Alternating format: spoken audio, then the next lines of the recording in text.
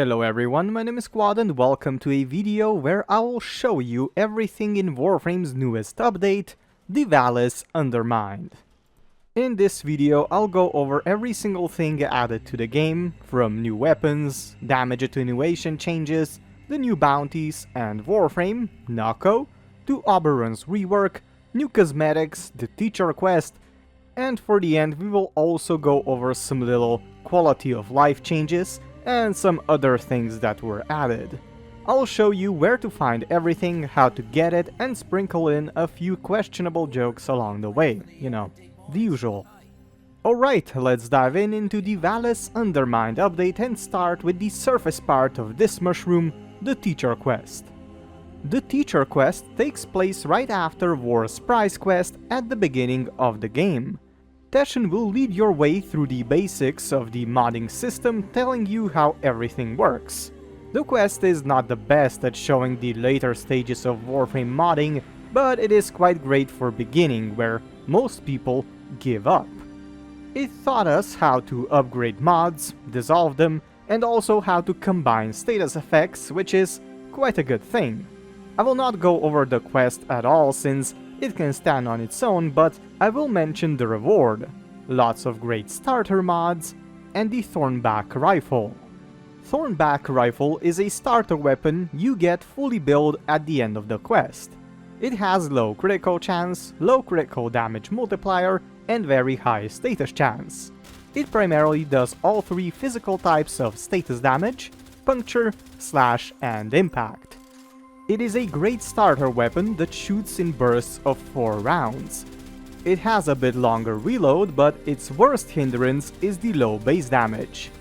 It may not be the best weapon for the late game of Steel Path, but it is quite nice for the beginning stages and one-on-one enemy combat. Here is my current build with focus on killing enemies with status effects. It is far from finished though. Its focus is on maximum status chance, fire rate, and reduced reload speed. I do have to play with it a bit more, but for now I would say that it is a slightly better version of the normal Bursten rifle because of its focus on status chance. If you want to make it good on the Steel Path, you will need quite a lot of investment into it.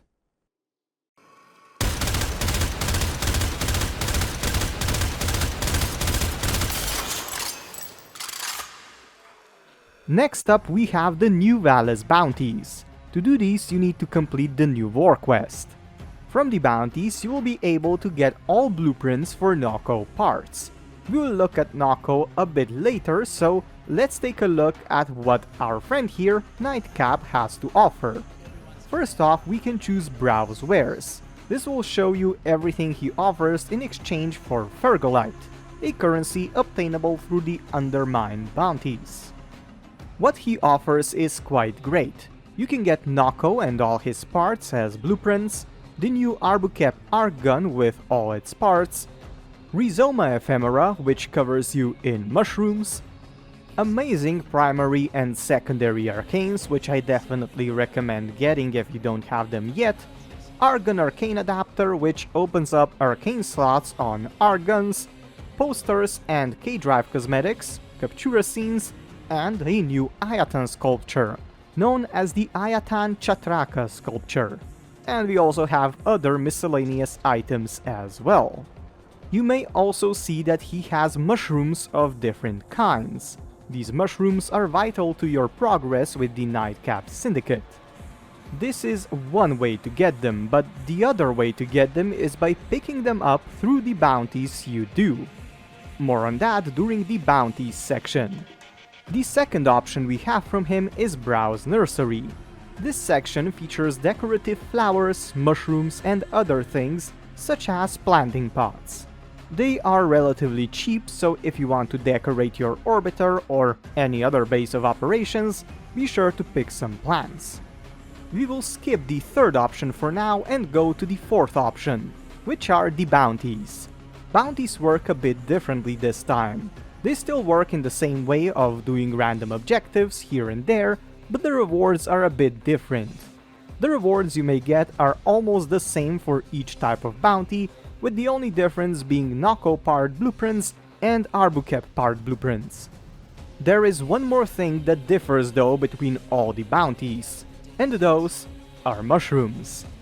If you do all the side objectives during the bounty, you will receive one random mushroom per successful bonus bounty stage. They will be given to you at the end near the door. Throughout the bounty, you may also find mushrooms laying around. They are marked if you are close to them, but you may also find them using the Aura Eye ability you get with the Parallax, but Golden Instinct ability doesn't work right now, but maybe it will work in the future. You need to pick up the mushrooms with your interaction key, and when you pick them up, you will get a different boost for 90 seconds from the status damage to summoning allied Sport Spectres. If you pick up a different mushrooms while under the effect of another mushroom before, the other mushroom will be cancelled and you will only get the boost of the new mushroom. These mushrooms are needed to rank up the Nightcap Syndicate, which is the third option when you talk to him in the Field Guide tab. This one will show you all the mushrooms you've found in the undermines of the Vallis. You may analyze the mushrooms when you have the sufficient amount, which will allow you to upgrade your rank with Nightcap. You will have to analyze each mushroom type 3 times until you analyze it fully. Fully analyzing one species of mushrooms will get you to rank 1, 2 mushrooms will get you to rank 2, 6 mushrooms will get you to rank 3, 12 to rank 4, and 16 to rank 5. Quite a lot of farming to be done, but you have to remember this important detail that all mushrooms do not drop from all bounties. In all 3 bounty types you will be able to find 9 mushrooms, 4 from picking them up and 5 from the side objectives. The 5 you get from the side objectives are totally random, so you may get all of them, but the ones you pick up are not random. Mug Bonnet, Reeking Puffball, Violet's Bane, and Dull Button can be found in any bounty in the large area you enter right away. In this area there will always be 2 mushrooms of these 4 varieties and not any other. The other 2 mushrooms you can get will be somewhere in the later stages of the bounty, depending on the bounty you play. If you play the Critter Liberation bounty, you'll be able to pick up Devil's Cap, Feral Fungus, Thunder Button, and Womble Trumpet. If you play the Corporate Reconstructing bounty, you'll be able to pick up Borica, Ironwood, Spring Popper, and Winter Spear. And if you play the Weed the Garden bounty, you'll be able to pick up Blisterstalk, Gamma Berry, No No No, and Thorntooth. Later on in the Browse Wares menu, Nightcap does sell all mushrooms in exchange for Fergalite, so be sure to buy up all the mushrooms you don't have a lot of. However, be sure to note which bounties you need to do first, since buying those mushrooms that drop from one bounty and you don't have would be quite wasteful. When you have enough mushrooms of one specific type, you will be able to analyze it. This has to be done 3 times in order to fully analyze, as I said before, and if you have analyzed all the mushrooms of one type, you'll be able to compost them, exchanging the composted mushrooms for 1 Fergalite. You can easily rank up to rank 5 in under 8 hours of gameplay or less. I did that and I had to figure out the whole system as well, so, you know, you have it a little bit easier, I guess. But enough of those small mushrooms, let's now look at the big mushroom, the Prince. You'll be able to unlock some lore with this mushroom, but this will require you to use up 20, 40, and 60 Fergalites, so 120 in total. What you will learn is some lore of our new friend Nightcap, so it is quite interesting. Let's now look at the second big mushroom though, Arbucep. Arbucep is an Argun with low critical chance, amazing critical damage multiplier, and great status chance. It has a few very interesting mechanics. When it comes to its shooting mode, it shoots a volley of homing missiles, 6 of them to be specific. Each missile inflicts a different status type effect on the enemies: blast, corrosive, gas, magnetic, radiation, and viral. Each hit also does radial damage and is thus very powerful against groups of enemies. Multi-shot mods will not increase the amount of missiles you shoot, but it will directly benefit the damage instead. This means that you will not score as many status hits, but honestly, it doesn't really need that. The status chance is already extremely high. In addition to those interesting characteristics, Arbucep also benefits Nokko's mushroom abilities, by making the mushrooms do more pulses. We will take a look at them a bit later, but for now, just keep that in mind. When it comes to the cons of Arbucep, I would say that what really kills this weapon is the small magazine capacity, since it will lower it by 6 with each shot and will thus deplete it in 6 shots total. Plus the fire rate is really slow, so tinkering that with mods is something you should do. I currently do not have a build for it ready, but what I have here is quite simple. Lots of damage, status chance, and critical damage increasing mods, with primary Blight for even more critical damage, and secondary Enervate for guaranteed red crits over time. What I am probably going to add is faster reload speed, faster fire rate, and increased magazine capacity, since those are the cons of Arbucep. I quite like this gun since it has a volley effect of the swarmers, but it is honestly not the best without heavy investment.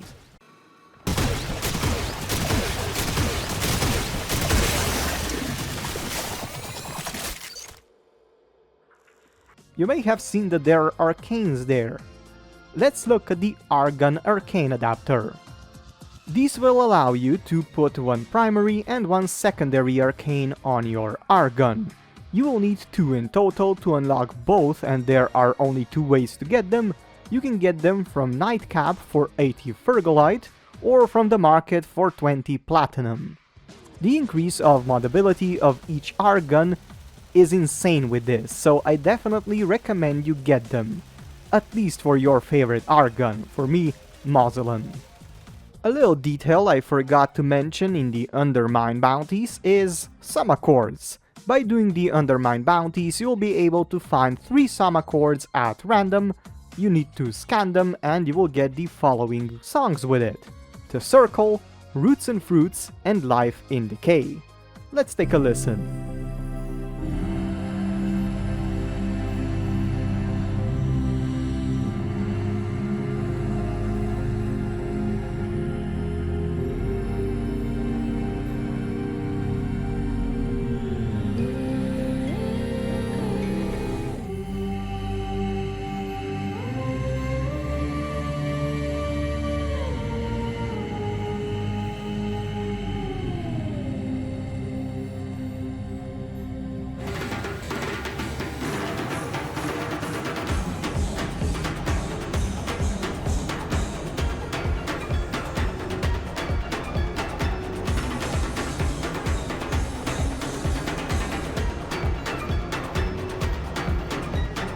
Now let's talk about something every veteran Tenno loves to hate: damage attenuation.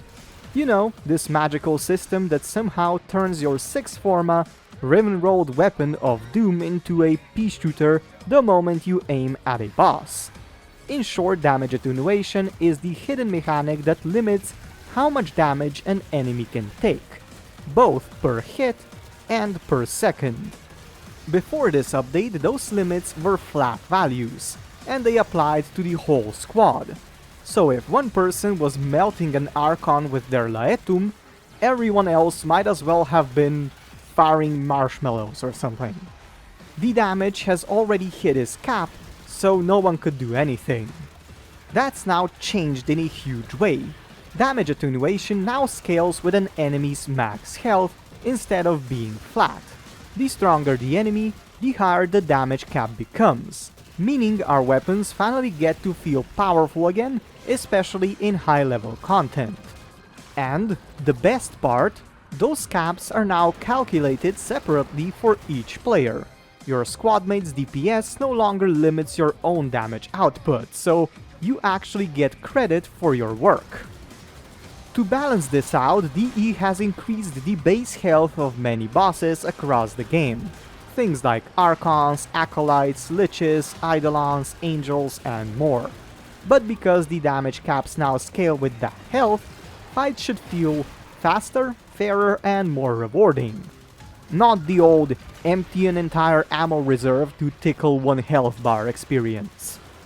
They've also standardized the system across almost every major boss in Warframe, so from now on, Attenuation works the same way whether you're fighting a Kuvalich, a Void Angel, or an Eidolon. In other words, no more guessing which enemy has which version of the Ease math wizardry. The goal here was pretty simple: make boss fights feel challenging without feeling unfair, and let your builds actually matter again. It's not perfect yet, and the E has said they'll keep tuning it. But for now, Attenuation is finally something we can work with instead of against. Let's now continue with the new Warframe. While I was editing the video, a new hotfix was just released that limits damage attenuation to bosses that have a HUD. So for example, Captain War will have it, but Demolishers for example will not. This will make it a lot easier for everyone to absolutely destroy everything, and it will make disruption a lot easier. Nokko. Nokko is not a very complex Warframe. His abilities put him in the support, crowd control, and status spreading role. Let's take a look at his abilities. Passive ability Nokko gets is called Vital Decay, which is quite interesting.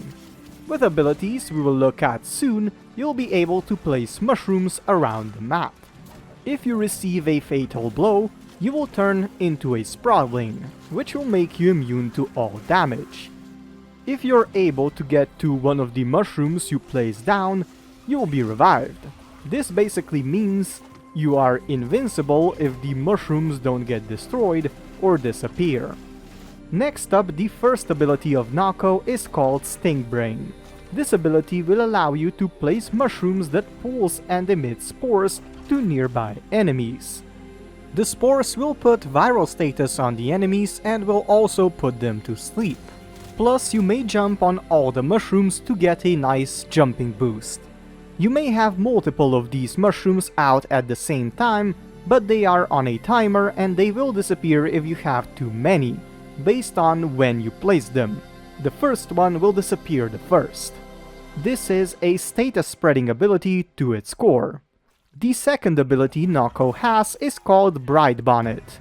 This ability will allow you to place mushrooms that pulse and restore energy of you and nearby allies. Plus, you will get additional ability strength. This is purely a support ability and a good one if you ask me, since it gives everyone energy. The third ability is called Reroute. It is quite simple. You will turn into a Sprawling, which will make you untargetable. While in the Sprawling form, you will be able to pick up little orbs that will increase your speed and heal you a little. It is an evasive ability that can lead you out of tough situations, but honestly, it is not the best of abilities besides its very fun look and mechanics. And the last, fourth ability we get is the Spore Spring. This ability will spawn a spore that will bounce off everything you've planted, all the mushrooms from the first and the second ability. The amount of spores you can have outside at a time and the amount of bounces each spore will do is limited, so you may recast it a lot. I also have to mention the thing I mentioned before, and that is the Arbucep. It can make the mushrooms pulse a lot faster if you shoot at them, so, you know, faster pulses mean more energy, more ability strength, more damage to the enemies, and more status effects, so yeah, quite nice. I do not have a good build for Nokko at the moment, so I recommend you watch other creators' videos. As I said, you may get Nokko from the Vallis Undermind bounties, but you may also buy his collection, which includes Nokko, Nokko Mykorrhiza Helmet, Arbucep, Sprawling Ephemera, Caranthil Syandana, and a Sprawling to jump around your orbiter. And oh yeah, you can also get the Sprawling Floof separately.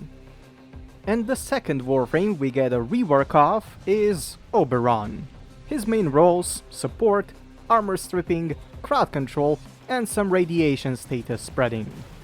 I've seen people hating on Oberon and his rework because his abilities now act differently, which is kind of the whole point, but the rework, in my opinion, makes him better in general gameplay and not in very specific things.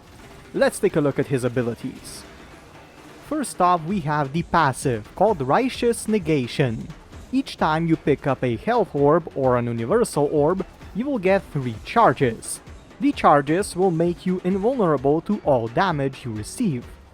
This also transfers to all allies in Oberon's affinity range. Because of this, it is great to play in a squad with any Warframe that gives you health orbs such as Protea, Necros, or many more. The first ability of Oberon is called Smite. This ability will make you cast a pulse of radiation energy, which will stagger enemies, strip overguard and armor of them, and make them susceptible to finisher attacks. The pulse can cause impact and radiation status on the enemies, which can be good for crowd control as well. This ability doesn't have the biggest of ranges, so it is better to focus on heavy enemies or Eximus units, since you can strip overguard. The second ability is called Hallowed Ground. This ability will cover the ground around you in plant matter, which will damage enemies and spread radiation status. This effect makes it perfect for large area crowd control, since enemies will try killing each other instead of the defense objective, for example. Standing on the plant life will also make you immune to status effects, which is perfect for harder level missions. And of course, this also affects your allies, so it is quite a good support ability. The third ability is called Renewal. This is a channeling ability which will deplete your energy constantly. In exchange, you and your allies will regenerate health if they are in the affinity range, and in addition, you and everyone else will also get armor increase and, even better, bleed out reduction rate. This ability is very valuable in high-level missions, such as Archimedes and Arbitrations, since you will have much more time to revive someone. And the last, fourth ability of Oberon is called Reckoning. This ability will lift up enemies and deal damage to them. In addition, it will also strip their armor and blind them with 100% chance to proc radiation status on them as well. Perfect for crowd control, but it isn't really a nuking ability. Compared to the first ability, this is a group armor stripping one, while the first ability is more of a heavy enemy and Eximus focused one. And I almost forgot, in addition to every single effect we get with the fourth ability, we also get a chance of health orbs, which means you can easily fuel your passive with it, so you have to use it to get infinite amount of, well, invulnerability.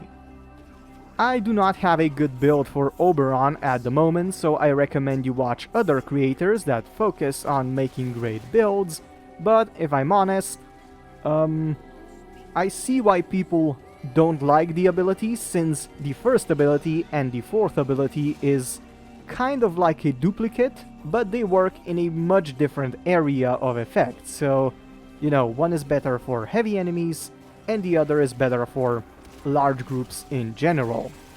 Let's now continue to the next thing, which are the new Augment mods. Lavos got a new augment called Lingering Transmutation. You may get it from New Loka or Red Veil Syndicates. What it will do is quite simple. It will improve Lavos' transmutation probe ability by making the probe come back to you after it reached its full range or after you recast the ability. The probe will then stay in place for 15 seconds and will not follow you. It is a nice improvement for missions where you need to hold an objective, such as excavation missions or defense missions. Xaku's The Vast Untime ability also got an augment called Untime Rift. You may get it from Cephalon Suda and the Steel Meridian Syndicates. What this ability will do is quite simple. When you cast the 4th ability with Xaku, it will create a Void Rift. The rift will then connect to all enemies suffering the Void status effect.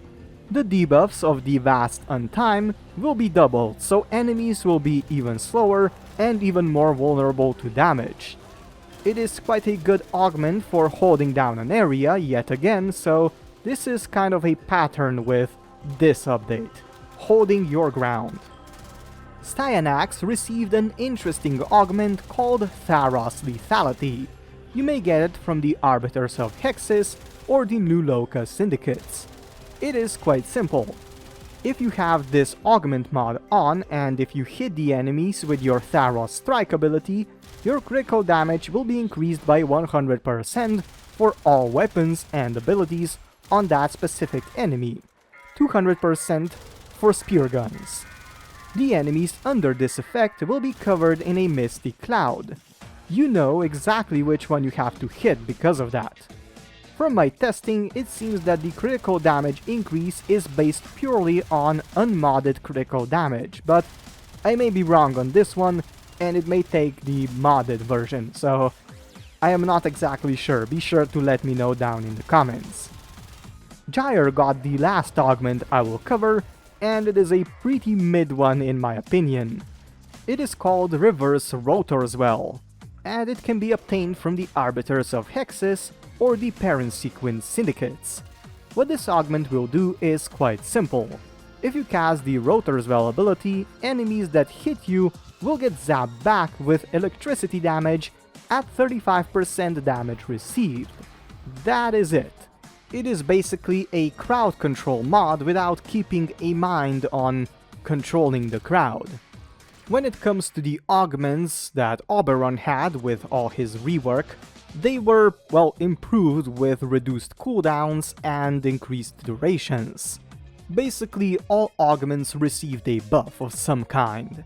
But enough about augments, let's now go over the other things. Tennogen has received a few more skins and other cosmetics.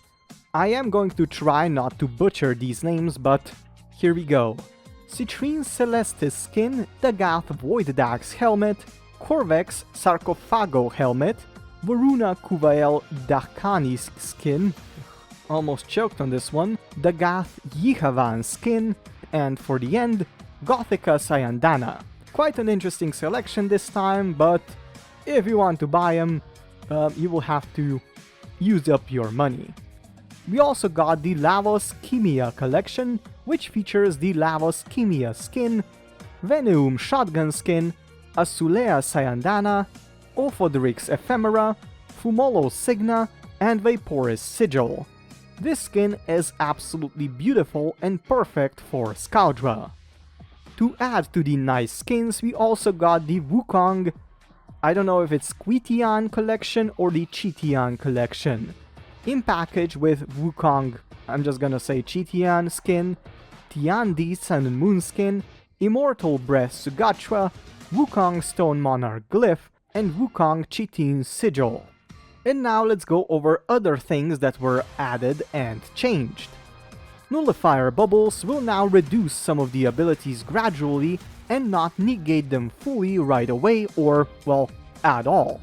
Those abilities are Frost's Snow Globe, which will drain the globe fully in 5 seconds, Limbo's Cataclysm will shrink 4 times faster when touching the Nullifier's bubble, Mag's Magnetize ability will get reduced duration of 4 times, Oberon's Hallowed Ground will shield all enemies in the Nullifier bubble and will not disable the ability at all, and Oraxia's Webbed Embrace ability will not affect the enemies in the Nullifier's bubble.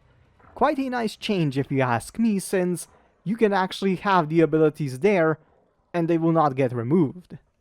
New decorations were also added to Old Man Sumbat on Cetus, Smokefinger on Fortuna, Arcritis at Duviri, Velmer at Höllvania, Birth 3 at Sanctum Anatomica, Grandmother at Necrolisk, and Humbask at the Crystallith. I will not go over all the decorations, because the video will be like 10 hours long at this point, but yeah, a lot of decorations. dojos have also received over 200 new decorations, so if you like to build things, you are eating good. Revive screen now includes tips which can be helpful for newer players, returning players, and it may also shed some light on forgotten mechanics for the veterans. Yareli Prime now comes with a new Yareli and Merulina Prime Captura Scene. You get it as soon as you get Yareli Prime and look at the Captura selection as her. What is My Fate Somachord was added to the Koumei's Fate Pearls offerings. Plus the Five Fates Captura Scene was also added. Let's take a quick listen.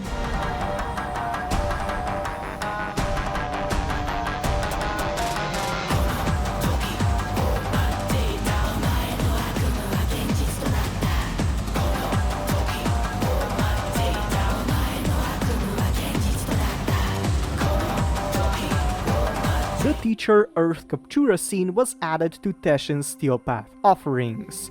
Grineer, Asteroid, and Relays have received a lighting rework, making them look far less Play-Doh-y and a lot more sinister if you ask me. You may now enable or disable the Customize option in your Attachments menu, allowing you to customize both sides of your Warframe at the same time if you want to keep everything symmetrical, so you know, it can be a little bit easier.